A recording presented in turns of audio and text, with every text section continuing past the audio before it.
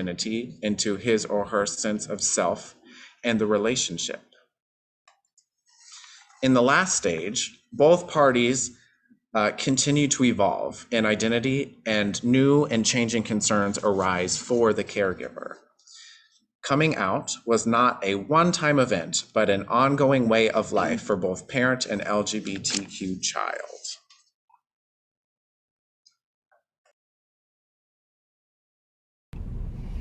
So this is caregiver support and attachment theory. An attentive and available caregiver is a fundamental aspect of a child's healthy development. And through Bowlby's attachment theory, we understand that when a child experiences their parents as accessible and responsive and helpful, they gain assurance that their parents love them and will care for them, and that they are worthy of love and care. There is no replacement for an engaged and present caregiver. The support they can offer queer youth is the main predictor of a child's future well-being, success, and happiness. It's huge.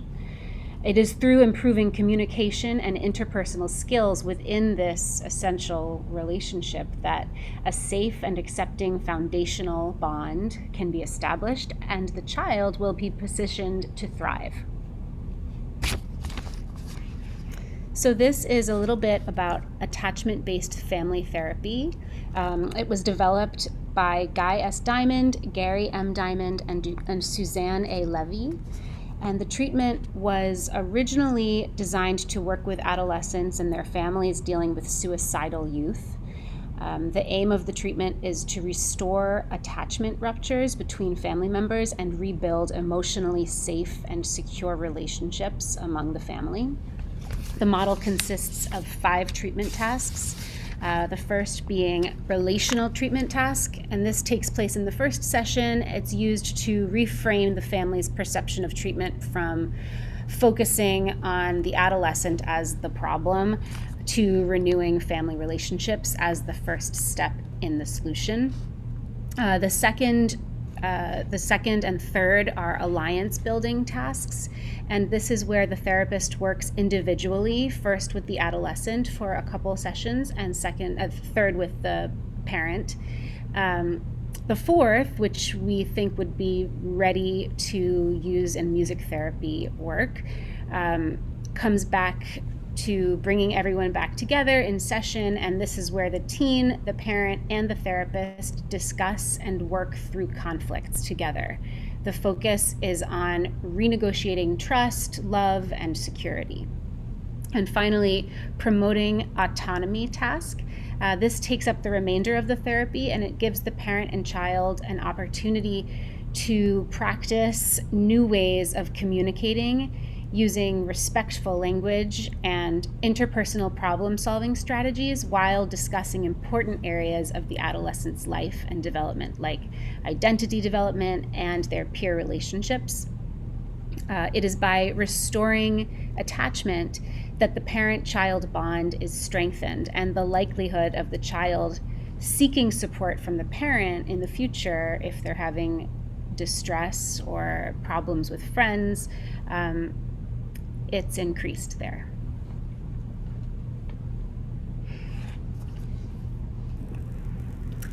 All right, so now we're moving into the realm of music therapy and adding some of these understandings into our specific approach to therapy that we have as music therapists.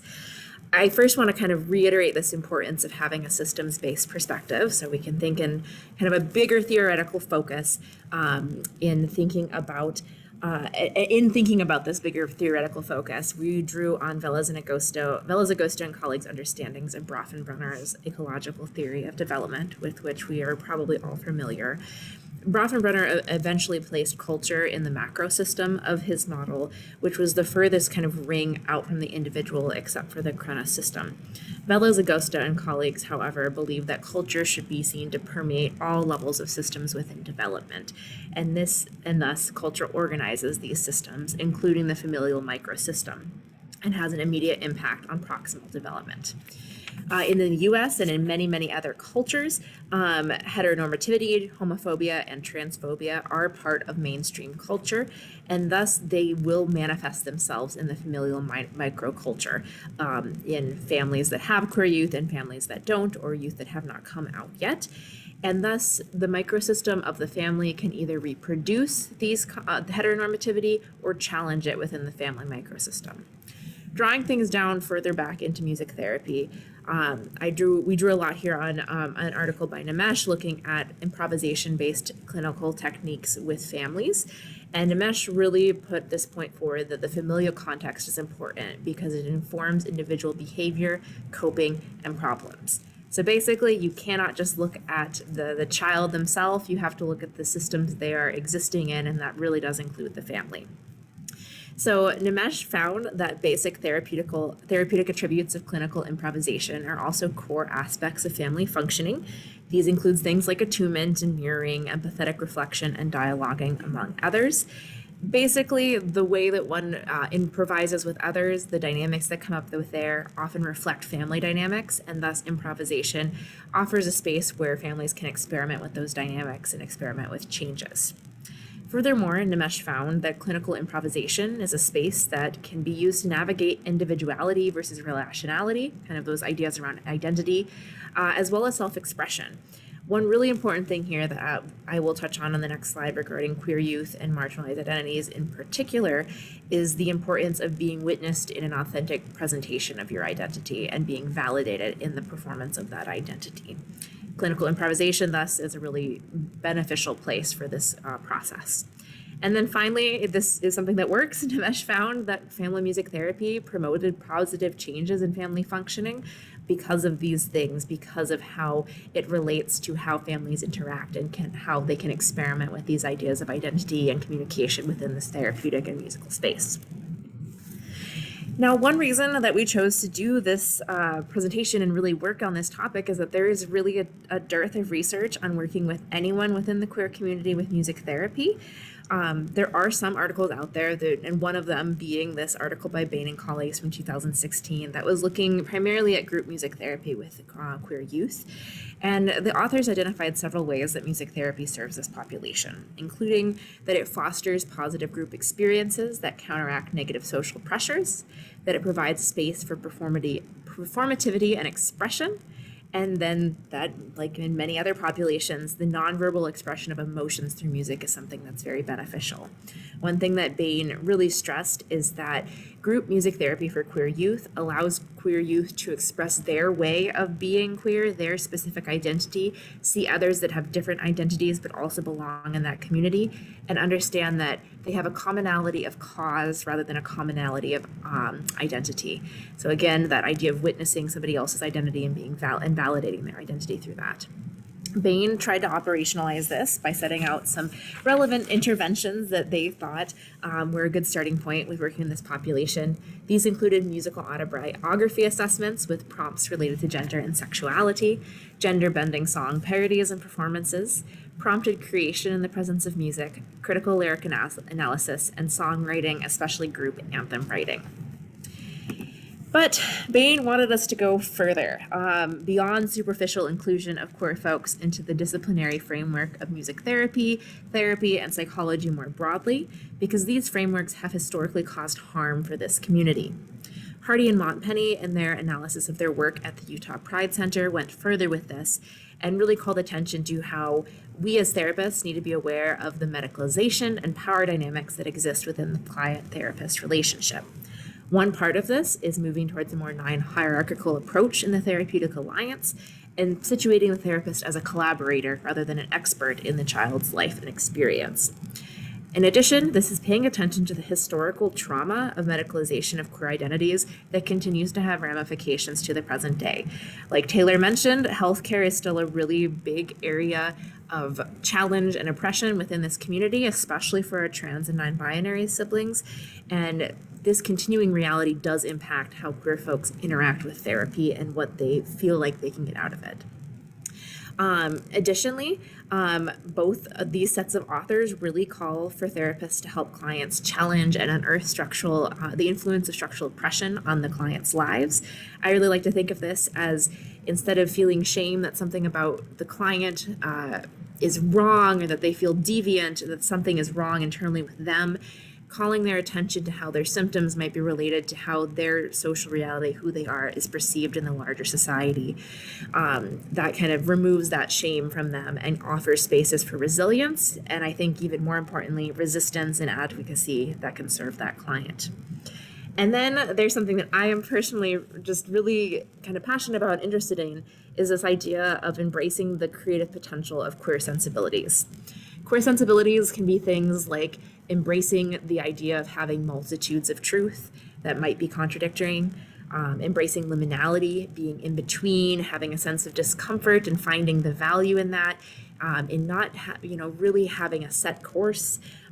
It is also this idea of both and, that you can have multiple things, again, be true at once. These queer sensibilities come, on one hand, from a historical and social cultural reality of being marginalized within communities, but they also come from what it means to identify as queer. Growing up in a heteronormative culture, I didn't have the same access to models that I saw myself in. And as a result, I've really come to this idea that my potential roles and potential ways of loving and being and presenting in the world, they're not defined, and so I have to create those roles myself. But I choose to reframe that into I get to create those roles myself. Thus, this is a creative space. Because we don't have our paths laid out before us, as a queer person, I have to be much more comfortable with that liminality, that uncertainty.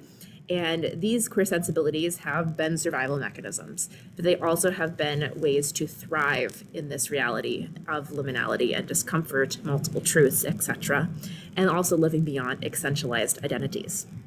Thus, these are not only survival tools, but mechanisms to work towards wholeness and health that anyone can benefit from, regardless of sexual orientation and gender. And now we move all of these things together to think about queer possibilities for the caregiver-child relationship. Talking about queer sensibilities, this is something that the child is kind of coming to terms with in adolescence, thinking about times in their past they felt on the margins of something, they felt like they didn't see themselves in the narratives of their world, but they couldn't name it. Adolescence, for me and many of my peers, is a lot about naming that as a queer thing. But for parents and caregivers, part of this is helping them be more comfortable with the discomfort of coming out as the parent of a queer child. But in addition, they also can see the value of the viewpoint of queerness.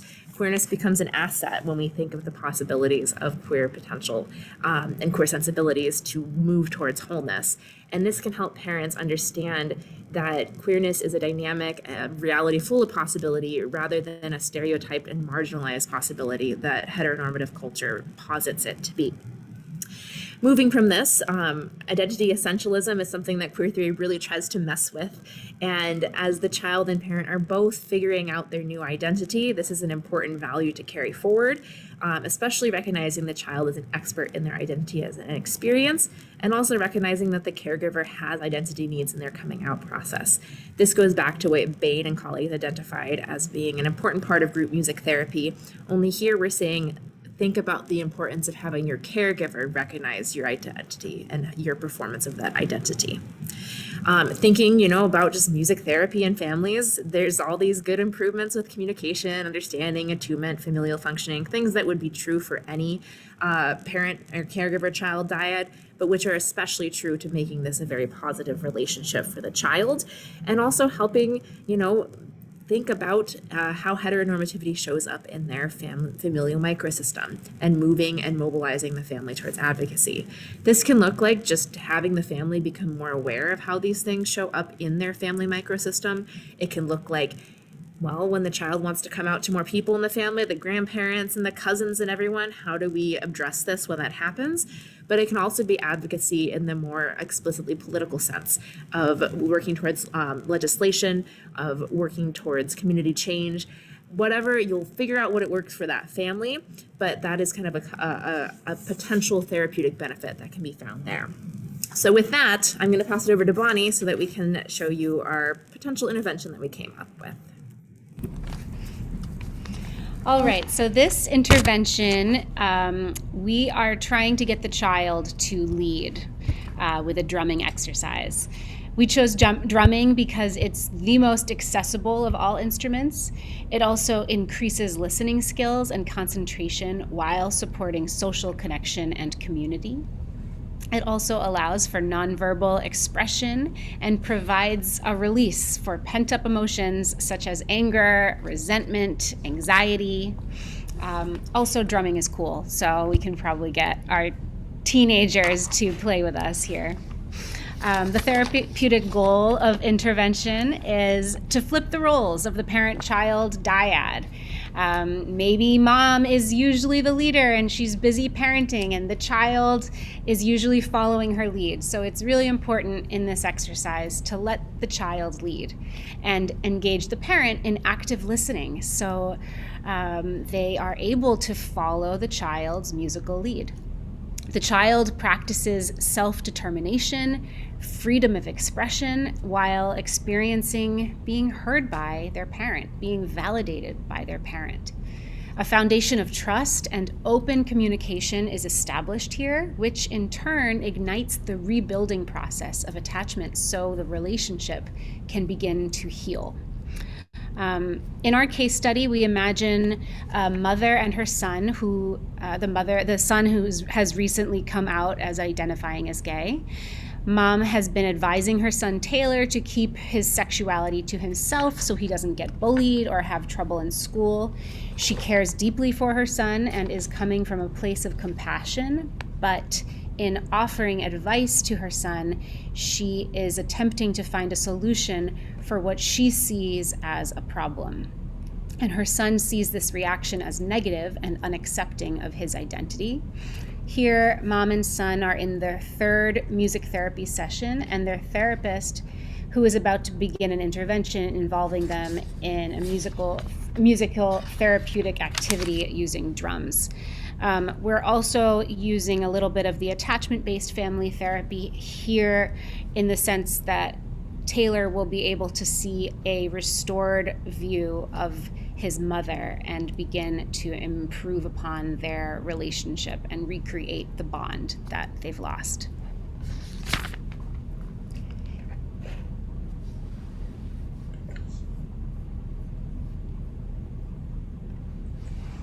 Got it. Muted, yeah. Yeah. Okay, awesome. All right, I'm just making sure we can see everybody. Okay. All right, for being here today. We're going to get straight to music, but I want to acknowledge that in our last session, Taylor, you brought up feeling that you're not really seen by your mom in a lot of things. And I want to use that as a starting off point for our session today. So we're going to use drums, something nice and easy and hopefully fun. And I want Taylor to be our leader today in this space. Oh, that would be new. So I sense there's even a little discomfort with me just naming that role here. So I want you to bring that into the music and see where that leads you. So the setup's pretty simple. Taylor, you're going to get to start playing on the drums and whenever you feel ready to do so. And we're going to be following Taylor. So I'm going to be supporting alongside you, Bonnie, and helping with that. So we're listening to how fast or slow that Taylor's playing, how loud or softly he's playing, what rhythms he's using, those sorts of things.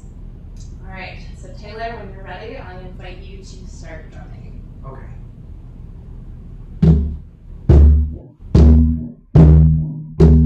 Add it to Bonnie.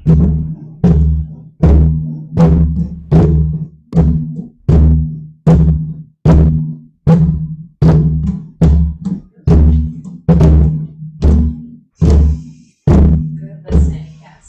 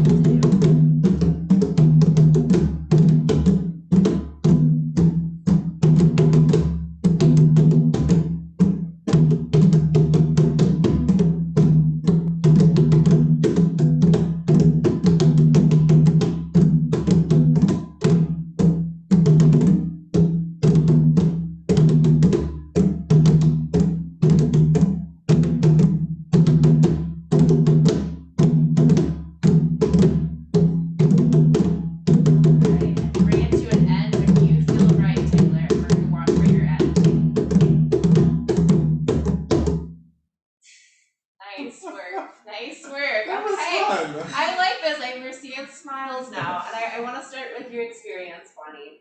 What was that like for you?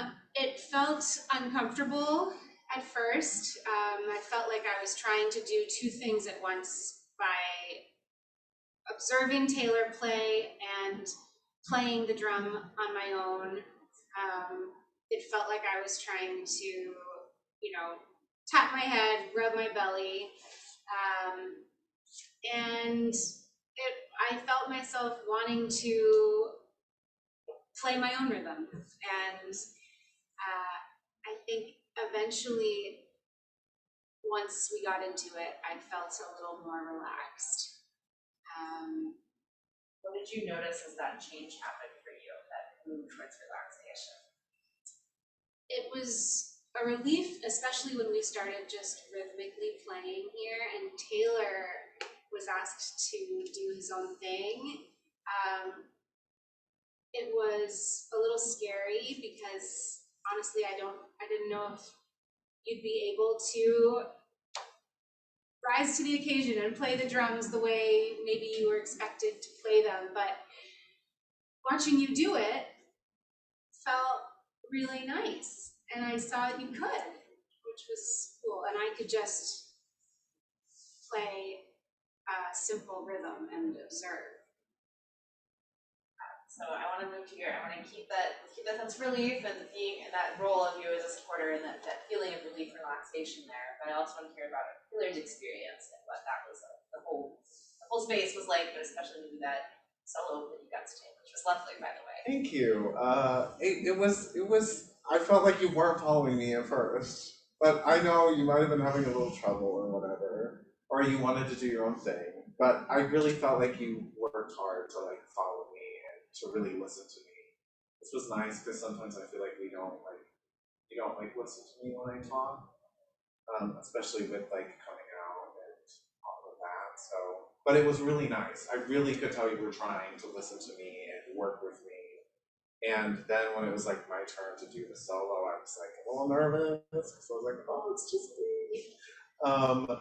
But it was great having you to support me in that. I don't know, it was nice just having you physically here, but also you having that basic beat. I am growing up though, Mom. Like I can do things on my own now, but I know you're starting to understand that. I just really appreciate you working to understand that and support me.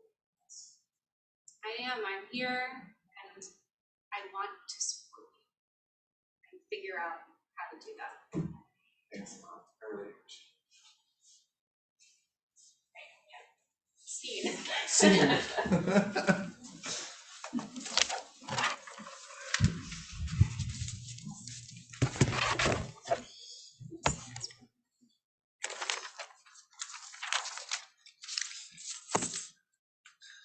All right, so in closing, we really want to make sure to acknowledge some of the limitations of the current available research. Collection of data can be challenging for a myriad of reasons, like the nature of disclosure. Unfortunately, there are many queer people who fear disclosing their identities, which can make it really difficult to collect data. Parents can also serve as barriers to youth in participating in these studies. Data can also be skewed because in some of the presented studies, cases where like the queer youth that were represented still have relationships with their parents.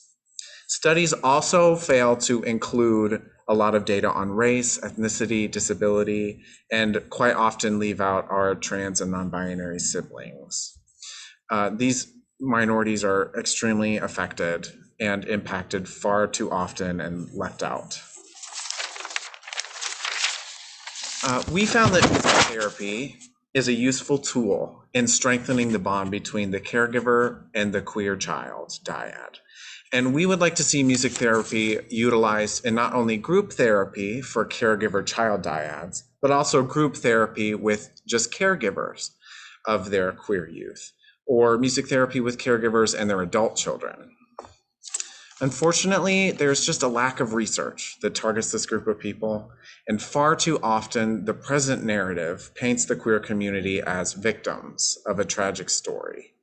Let's shift that narrative and do the work to support a powerful and resilient community of parents and queer children.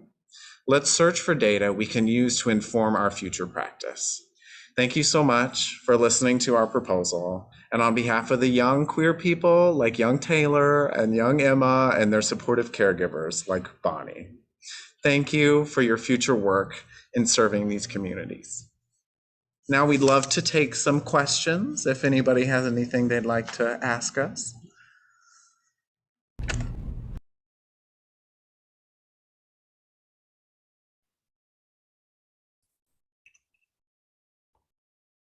Can I begin? Hi guys, I'm glad to see you. I don't know, your intervention was really charming, and the idea that both child and caregiver, parent can need the support, I think it's a very fruitful idea. And simply, we know that that it's very useful to give support for parents of disabled children, of I don't know, substance abuse children, but every time when any person faces with something strange, she or he doesn't know how to behave. So I think it's very, very useful to support both sides. Exactly this situation can improve the relationship in family, and as a result, the relationship in the society, more acceptance. So thank you a lot. Your drum intervention, it's really nice. I so like drumming, and I think it's so good. It's so suitable for this situation. So thank you a lot. Thanks, Svetlana. I was wondering, maybe can we try to get everybody in this way? We're all presenting in the same room, so Zoom fun times. Yeah, I guess we'll think. Should we just move? I don't know. Yeah, if you want to. Yeah, so we'll do a bit of rearranging here. But I think that's one thing that I noticed when, I guess, two comments that I would say for that. One, that a lot of family music therapy is focused on families with children with autism or children with other developmental disabilities, and that's something that we kind of saw too, that there's a need to expand this to other, family relationships with different identities, not just within the autism community, where some really good work seems to have been done already. And I think, and Taylor mentioned this too, like, when I started doing this research, I was not at all considering the parents' perspective and what it's like for them to have this big change in identity, and how some of the worries that they might have for their child's future play into the way that they react to the coming out process. So that is, I really just, from looking at this, I'm just like more of a fan of working with systems theory and like thinking from that perspective. Totally. And on that same vein, like what was like kind of mind-blowing to me was that parents they really wanted to be there for their kids, regardless of if they had really negative ideas of what it meant to be queer. And that was like, there's that instinct there, I think, that's really, that we can, like, they have a desire, many parents do have a desire to help their kids, and they might just not know how to do it. And like, this seems like a great space for us to bring that to, like, help them support their kids. And I know my mom, like, she didn't know right away, but she would have taken this up in a heartbeat. She would have been like, yeah, let's play the drums and heal. And yeah, so.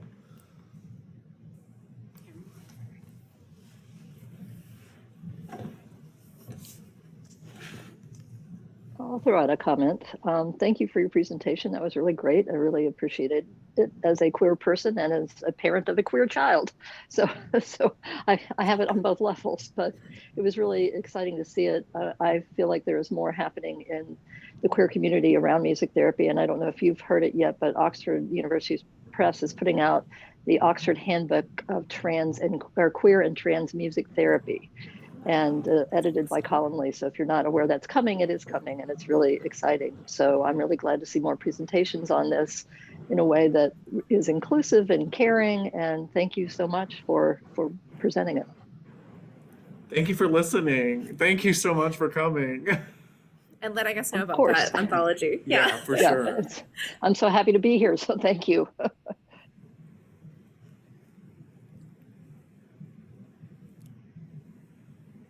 Yeah. Does anyone else have any more comments or feedback for Emma, Bonnie, and Taylor? Your presentation was just amazing, you know, at least in being a senior in undergrad, you know, I'm trying to learn as much more about like the LGBTQIA plus community. And it's just so like, I honestly really thought your presentations it was beautiful, amazing. And, you know, hopefully in the future I can, you know, understand that perspective for the community. And seriously, thank you so much for presenting for today. Yeah, but does anyone else have any more comments, feedback? Hi, I just, you know, I want to echo what everybody said. Very well put together presentation, really beautiful job. Loved the example you gave. I just wanted to make a comment that I really appreciated, that I thought it was a really powerful and beautiful reframe around the creative potential of queer sensibilities that you were talking about, Emma. That really resonated with me, and just that shift of seeing it as that, like the liminal, you know, spaces and being comfortable with all of those pieces. I thought that was very just really powerful, and appreciate how that plays into this as well. So thank you for that. Thanks, Julianne. That's something I've only really been coming to, I think, and even thinking about the applications of queer theory, and just thinking about how so often with critical theory, I think sometimes it feels like this is only applicable to the people that created it, but that there's things that I can learn from communities I don't belong to. So these are things that I find very valuable, and especially in a health and wellness perspective, that I really do believe that they are sensibilities that can be beneficial to everyone. So that's something that I really I'm glad it resonated with you as well. Maybe I will add a little bit look at this issue and this intervention in a larger perspective. What we have with this queer, I think I'm originally from very collectivistic country, and US for me, especially in the beginning, was very individualistic country.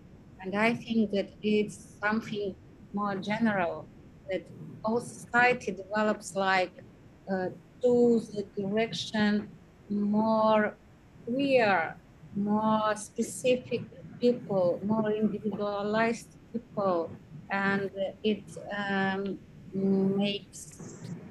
transforms our life, it transforms the condition. And I want to say you wise things. First of all, I'm not from LGBT community, so yeah, if I should do something I didn't know what to do, now I know what I can begin. But I understand that this type of intervention work for a lot of other situations. Then it's very important that parents should listen to more attentively his or her child and believe him, just to reconnect, to build their understanding and so on. Thank you. Good job. Thanks, Thank you. Svetlana.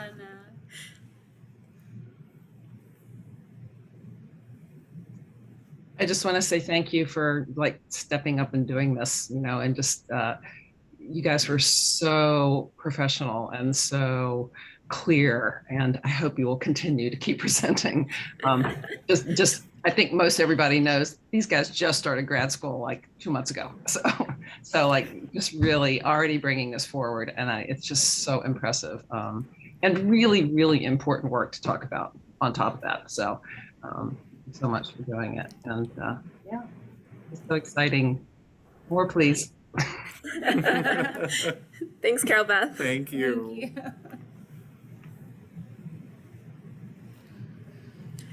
Yeah, I guess we just want to. It sounds like if there's any other last things, please come off mute and say them. But we really appreciate everybody showing up and listening here. And I guess kind of want to reiterate that like this is something that needs all kinds of different permutations of research. And Yeah, like we need lots of perspectives, right? And lots more. We just need more. Like I know you said something about like wanting to see yourself in data or like just like narratives. in Yeah, narratives. you don't, But I want to see us in narratives and data and just more. So like please get out there and read and I don't know. Yeah. you use this as an impetus to do Yes, your because own this work. is only like the beginning, like scratching the surface. And this community we're a wonderful, great community, but we need the support. And yeah.